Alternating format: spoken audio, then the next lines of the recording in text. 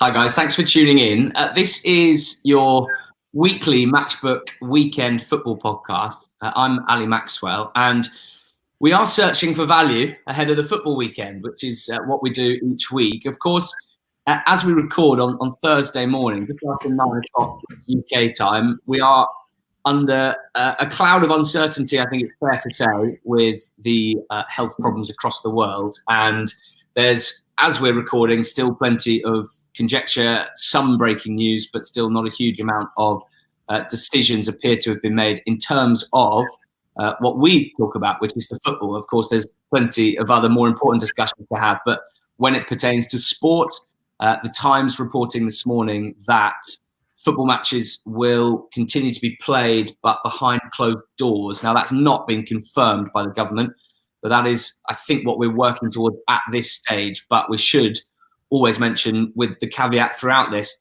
that so much can change. We do want to still preview the games, because if they're going ahead, there are plenty of interesting fixtures in the Premier League, and frankly, it can be quite helpful to take our mind off things at the moment. I am joined by Adrian and Mark, as ever. Adrian, there's been a lot of discussion about what the right course of measures are when it comes to sport and football specifically for us. Behind closed doors for the foreseeable future, does that seem like a good decision for you, or would there be something else you'd rather see happen? Yeah, it wouldn't be my way forward. Look, I think much of it depends on what the government comes up with in terms of a lockdown. You know, if people are still allowed to travel on busy trains and tubes, then, you know, what's the difference between that and going to a stadium to watch football? And as we've seen with behind closed doors games, fans are turning up anyway to sing together outside the stadiums, which kind of defeats the object. My own personal view, if we're going to take drastic action, would be to just pause the season, to call games off. I think financially it wouldn't impact on Premier League teams too much, but down the pyramid, goodness me, the things are tight enough as it is for EFL clubs. If they were to then sacrifice ticket money, which is obviously the lifeblood which keeps them going, then I think that could have a devastating effect. You know, looking at the Euros, I think the Euros seem unlikely personally, and I think you're in agreement on this, Ali, having spoken before. I think maybe push the Euros back a year, pause the season for 2, 3, 4 weeks, and just extend it this time around. I think that would be best for all concerned.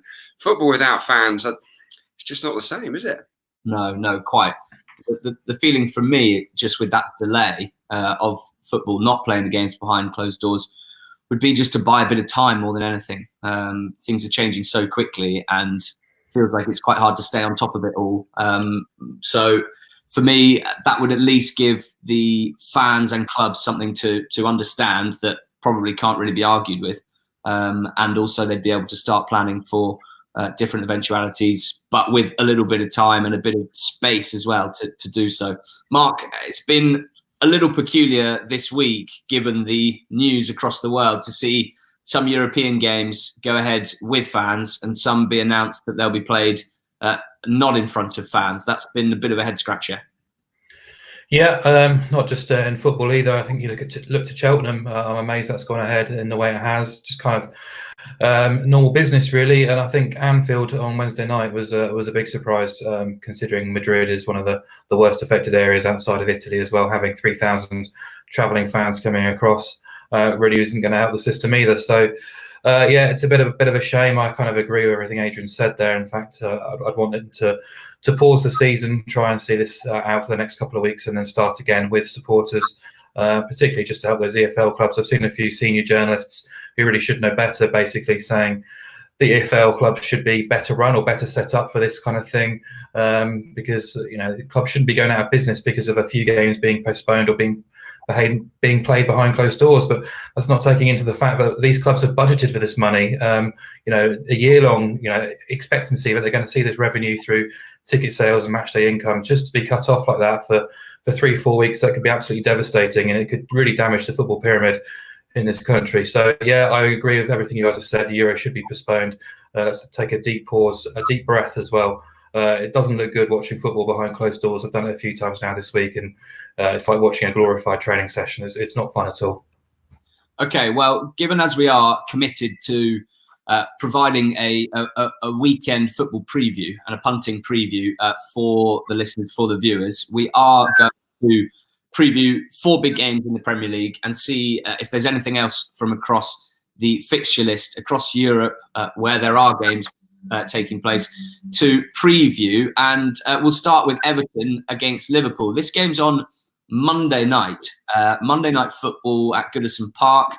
Everton 4.6 to win this game. Liverpool 1.775 as we record on Thursday morning. Prices are subject to change, of course, between now and Monday night. The draw at 3-1, 4.0.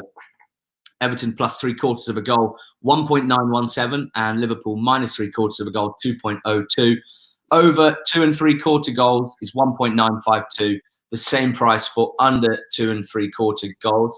Mark, the dust is still settling on a disappointing night for Liverpool in the Champions League, being knocked out by Atletico Madrid after extra time. The league title not confirmed, but more or less wrapped up as long as things do continue.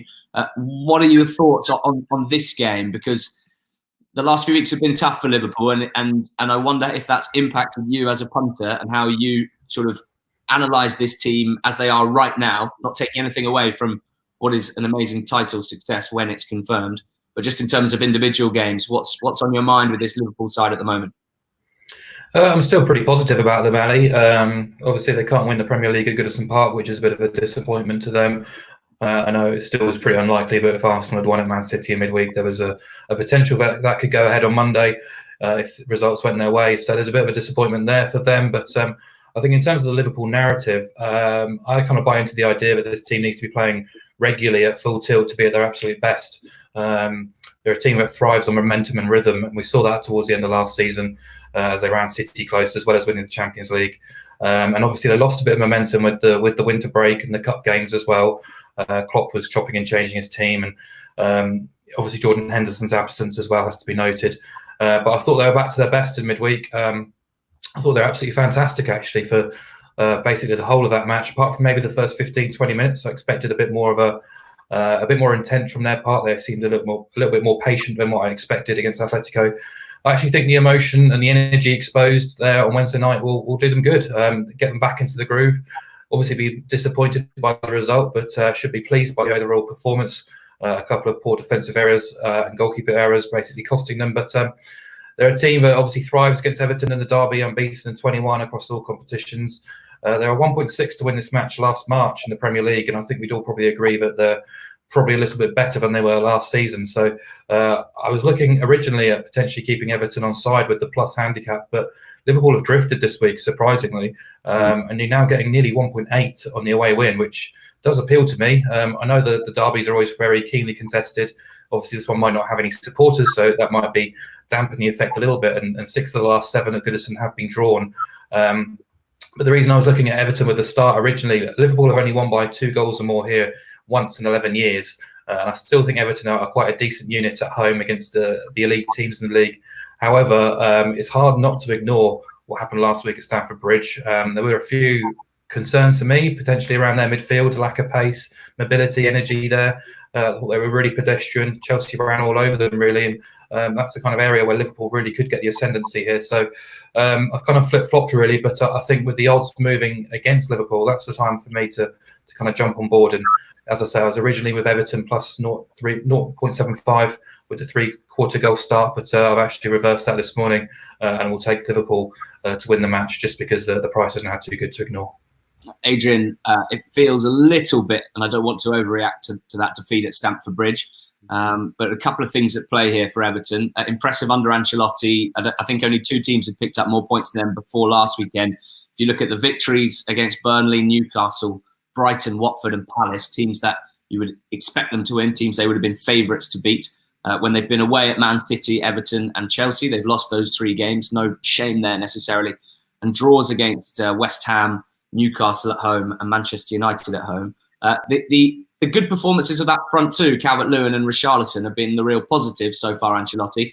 But as Mark mentioned there, probably an imbalance in that midfield that seems to be affecting them when they come up against the truly top teams. Yeah, I wouldn't disagree at all. They've got an issue. They've had an issue in central midfield all season. Obviously, last time out was Andre Gomez and Tom Davis, but they've used a number of players in there, and I don't think any combination is defensively sturdy.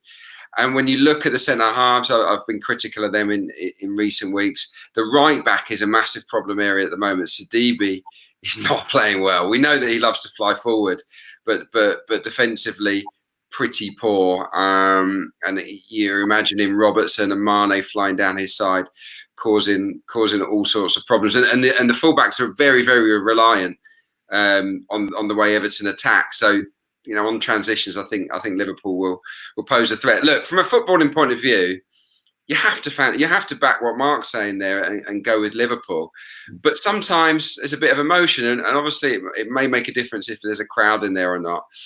But after a 4-0 drubbing and Ancelotti being absolutely furious, I'm expecting a reaction here. And Everton, for all their limitations at times, are a strong team. When they get going and when they're pumped up, they can be aggressive and they can bully teams. I commentated on the game against Chelsea early on in the season where they just bullied them off the pitch. Now, I'm not saying they can do that to Liverpool, but if there is a hangover from the Reds, who might be feeling sorry for themselves after what happened against Atletico, then I do see, logic in potentially backing Everton. I'm going to go. My selection would be Mark's original. I think Everton with the slight handicap or the slight goal advantage ahead of kickoff.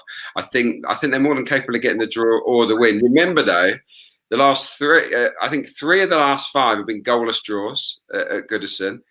One of the others was a 1-0 in the 90th minute from Sadio Mane, and before that was a 1-1 draw. So this isn't a fixture that we've seen a lot of goals in. They've been tight down the years. Absolutely. Okay, Tottenham against Manchester United next up. This one's at the Tottenham Hotspur Stadium. Spurs are obviously 8th on 41 points. No rest really for Jose Mourinho, who is somewhat under fire at the moment. And Manchester United under Solskjaer on a decent run. They're 4 points ahead of Spurs and 3 places above them in 5th.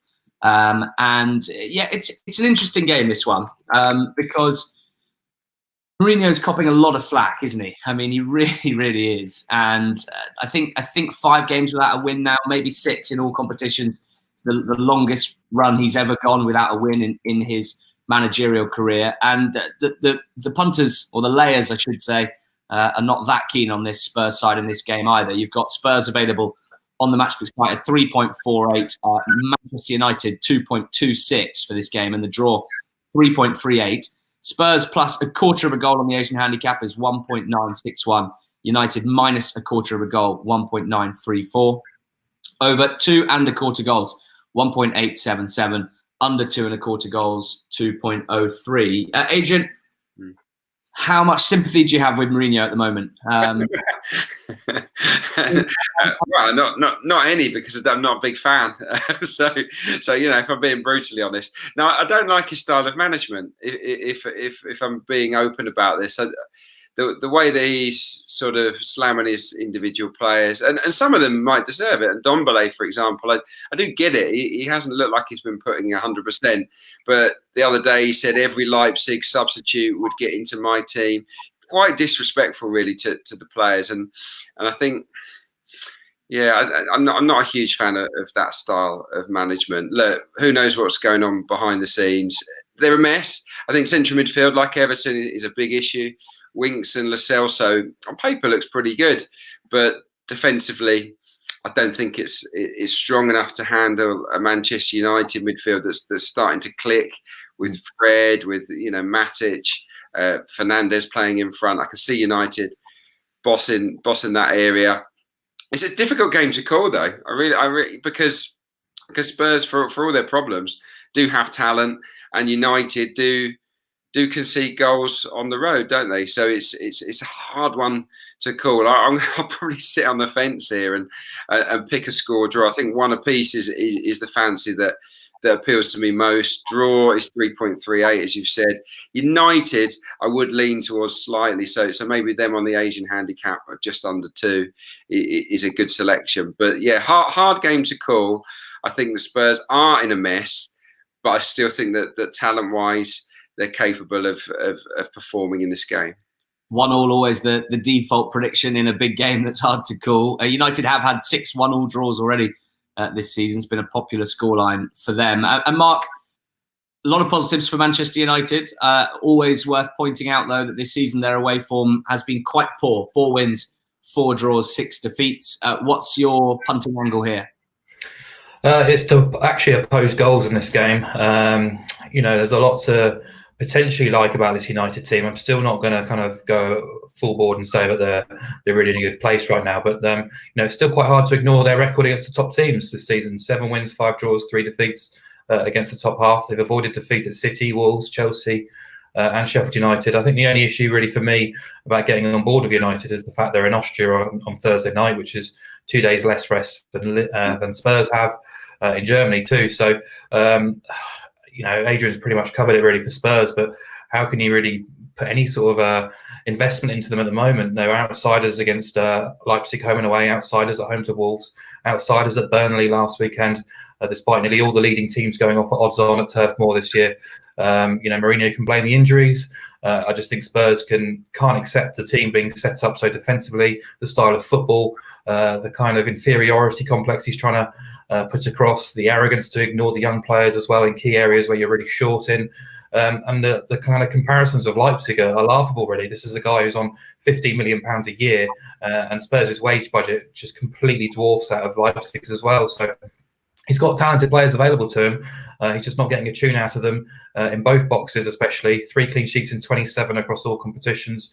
One of those was against Man City when they were completely fluky winners, not winning the expected goals battle in nearly any of their last 13, 15 Premier League games, unless you look at the bottom 2. And I think Burnley could have been out of sight last weekend if they put their chances away in the first half too. So saying that, it's very difficult when you look at this match to try and find an angle in the match odds and Asian handicap for me. I think the market's potentially moved a slightly bit too far in United's favour, actually, considering they are in Austria on Thursday night as well. So my preference here was to oppose goals. It's Mourinho in a big game without 3 key attacking players. He went 5 at the back in midweek in a game he was supposedly chasing a route back into. They've played, I think, Leipzig, Liverpool, City and Chelsea at home under him, all of which have gone unders. And United have gone unders in all bar 3 of their away Premier League games this season, plus the potential for this game being behind closed doors as well. So I think unders is certainly favoured to me here around 1.8.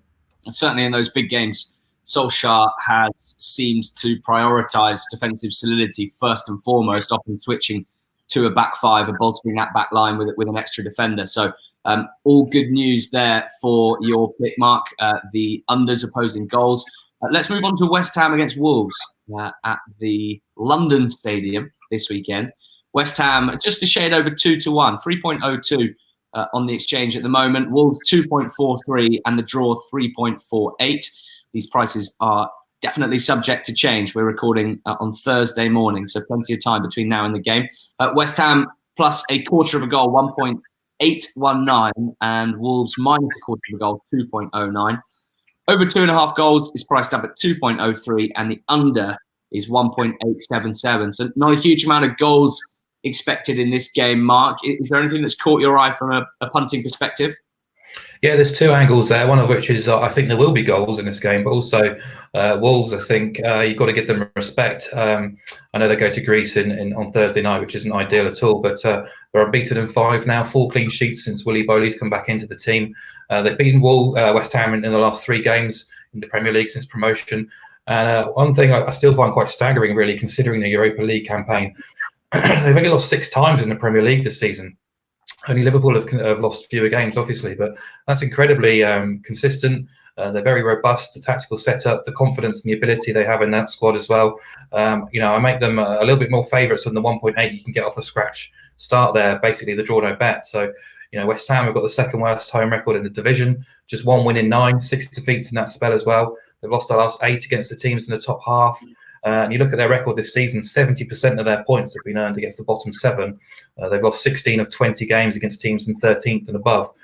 Throw in their appalling defensive record, and you can see why Wolves are pretty firm favourites here. But I also like the idea of goals, and I think both teams to score is around 1.8 if you shop around, which is absolutely fair enough to me, considering Wolves are in Greece, might be a little bit tired, might be a little bit leggy.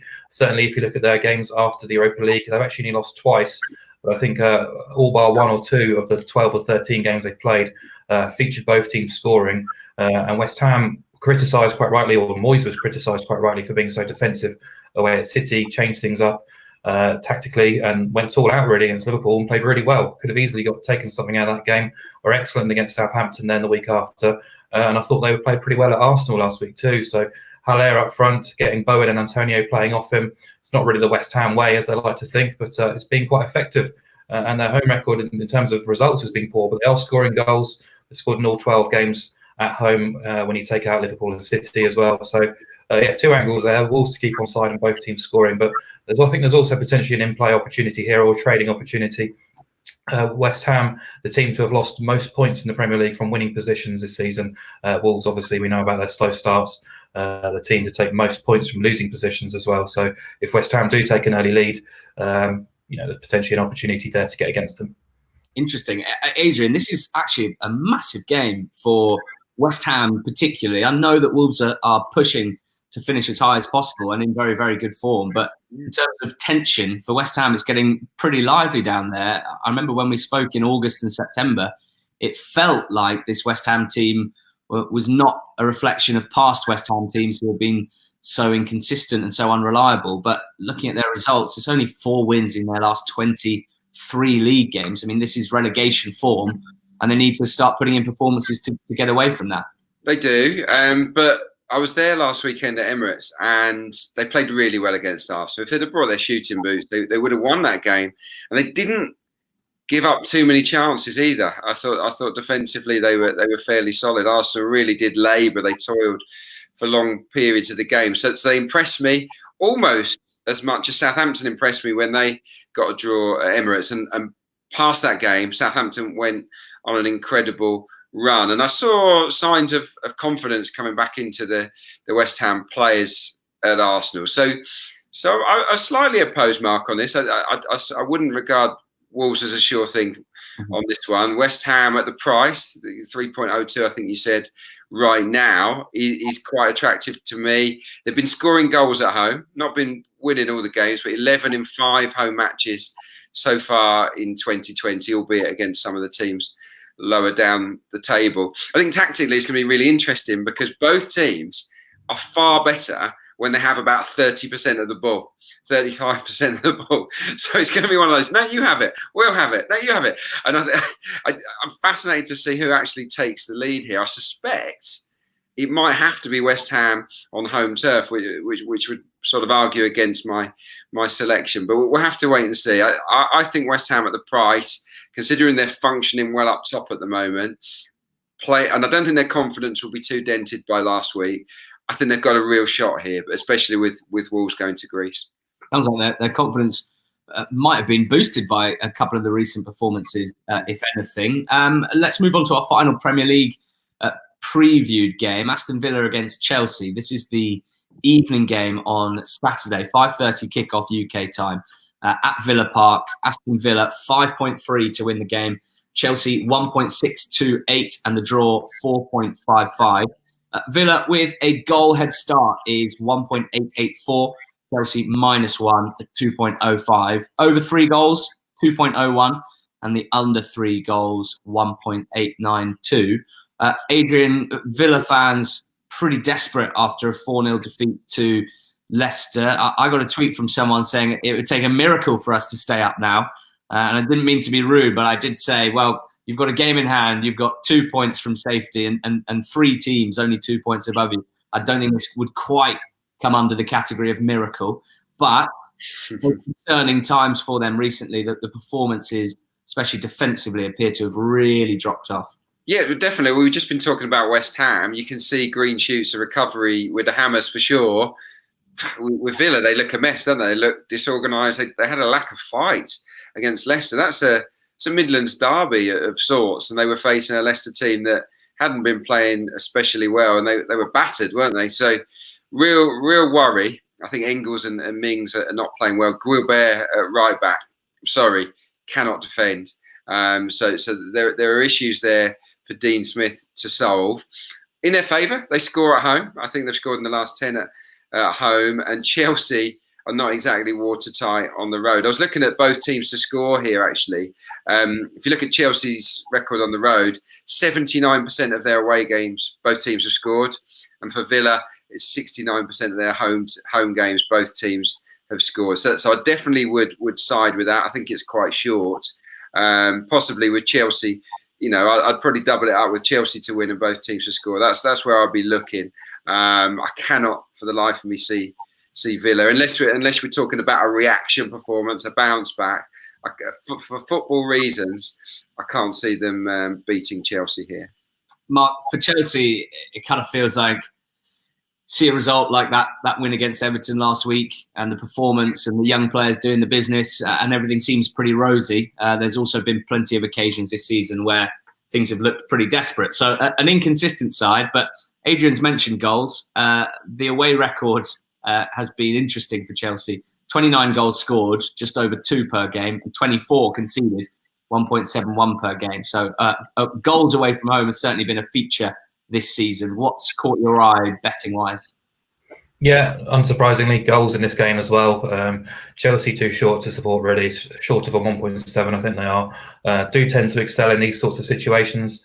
7 wins from 10 against teams below them in the table this season, 9 wins from 10 last year under Sarri against the bottom half as well. Obviously, rumours that Dean Smith could be sacked if they suffer another defeat or a heavy defeat this weekend. Poor Premier League form, but I thought they played well in the League Cup final to suggest that they've got something if they can put it together. If you look at their home record as well this season, I know City and Leicester won big here, but they ran Liverpool very close here in the autumn. So, I think there's enough there in the handicaps or the match odds to sort of steer away from Chelsea. And I do think goals are slightly underrated here. Had the line at a flat 3 for overs. You can get over 2 3/4 at just shy of 1.8, which I think is very fair. Villa have scored in all but one game at Villa Park this season. 9 of those 13 games going over 2.5. All 5 against the top half here have gone over 2.5. 4 of those going over 3.5. You look at their record against the top half overall. 13 of 14 have featured 3 goals or more. They've conceded at least 2 goals in those 13 of those 14 games as well, which is really, really poor. And all season long, really, their negative stats for shots conceded, XG against, etc. and so on have all been really, really poor. And they're just defending from set pieces has been atrocious as well. So, but saying that, they still got Jack Grealish, who's still creating chances. Samatta, I think, has got a presence there that can cause Chelsea's defence problems. The Chelsea defence has only kept 1 clean sheet away from home this season. But as for Chelsea, you mentioned the goals there in away games. 11 of 14 have gone over 2.5, and the last 8 away at bottom 6 teams have also gone over 2.5 as well. So I know it's only a half stakes win if there's exactly 3 goals, but it's still profit. And I think if you can back overs any sort of stretch at around 1.8 for 3 goals or more to make money in this match, I think you're in a good position, because both teams really should be trying to go for it, because points are precious at this time of season. Absolutely. Okay, time for any other business. We'll come to you first, Adrian, across the footballing calendar this weekend, whether or not the games go ahead, whether or not there will be fans there. Outside of all that, what's caught your eye? I've got 2 quick ones across the EFL. Big game on Friday night, of course, Fulham against Brentford. Now, I don't think there'll be a lot in it. Two decent teams. Fulham have had a tough run of fixtures and come through it, even though I'm not a huge fan of them. I still feel they're underperforming a little bit, Fulham. But yeah, the interesting one here is Fulham. 6 of Fulham's last 7 matches have been 2 goals or less in the game, so they've been involved in low-scoring affairs. And when you look at Brentford, who have later been involved in some real thrillers, when they play the top sides, they're very, very low-scoring affairs. I think most of them against the top 6 have been 2 goals or less. So I would lay over 2.5 goals. The price on that last time I looked was 2.26. If you want to back it, it's 1.8. So yeah, I think low on goals there. And the other pick is from League Two, Macclesfield having a shocker under the new manager Mark Kennedy. Morale, so low, it's incredible, really.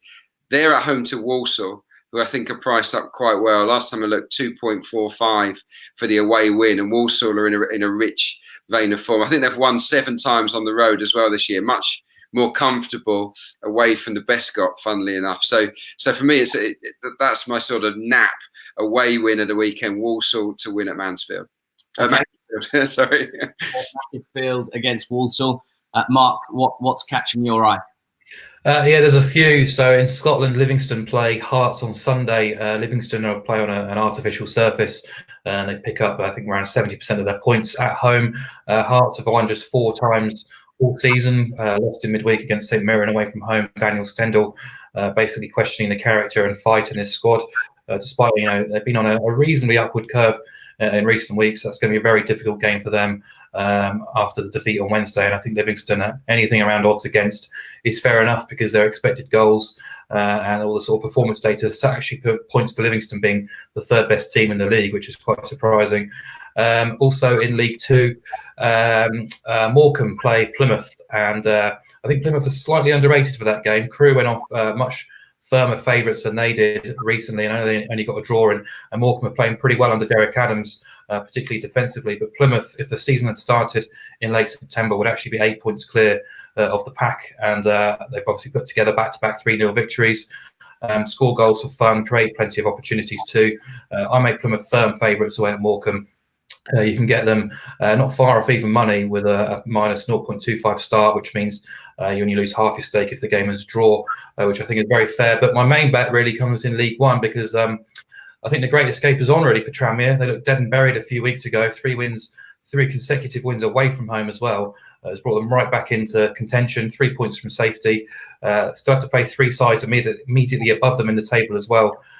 So things are really rolling. Did ride their luck a little bit at Blackpool in midweek, scored both shots on target, and had to kind of put up a lot of resistance in the second half under plenty of pressure, really. But I think that will do them huge confidence, belief, resilience. I think that at this kind of time of the season, in these high pressurised games, coming through those kind of games because almost supersedes the performance data, really. They'll be absolutely buzzing. Got a very full fit squad to select from as well, which Mickey Mellon has said hasn't been the case for nearly the whole season, with fixture congestion, injuries and suspensions too. He did some really savvy business in January, adding experience. James Vaughan scoring goals. Centre-half partnership of Clarke and Ellis has looked really strong. And I think they're in a really good position here. You can get them odds against off a 0 start, the draw no bet basically, at home to a Lincoln team who have won twice away all season, 13 defeats on the road as well. And Tranmere already lost 6 of 19 against teams outside the top 10. Looking at Lincoln, actually, they've only won once in 8 since mid-January. Appleton keeps talking about how they've got a points tally they're still looking to achieve. But really, they're kind of on the beach already, really. They're not going to get relegated. They're going nowhere. And their last 17 away games, they've conceded first in 14 of those and trailed at half-time in 12. Rode their luck themselves at Burton last weekend as well. Got a bit of a striker shortage too with injuries. And I think they're not the same team since Tyler Walker left in January either. So, happy to oppose them. I think Tranmere odds against at home with the draw on side is absolutely fair. Absolutely compelling reasoning. In terms of everything we've spoken about, everything that you guys have put up, so to speak, what's your best bet? Starting with Adrian, what's your favourite thing this weekend? I like Walsall to win at Macclesfield. I think they're in bad shape at the moment, Mac. So, I'll take that. There's another one in the Premier League we haven't covered. Newcastle against Sheffield United. You've got to go low on goals here. I don't think you're going to get rich off it, but the stats are really compelling. 13 of their last 16 matches, that's 8, the last 8 for each team. 13 of them have come in at 2 goals or less, the matches. They're not involved in many high-scoring thrillers, these two. So that's another pick to keep your eye on. What about you, Mark? What's your nap? Yeah, just mentioned it there. Tranmere basically draw no bet, the 0 start on the Asian handicap at 2.05. Lost 6 of 19 against the top 10. On a real roll at the moment, and Lincoln have lost 13 of 18 away, winning just twice in no man's land in League One at the moment, and can effectively start planning for next season, whereas Tranmere are all gung-ho really about the great escape.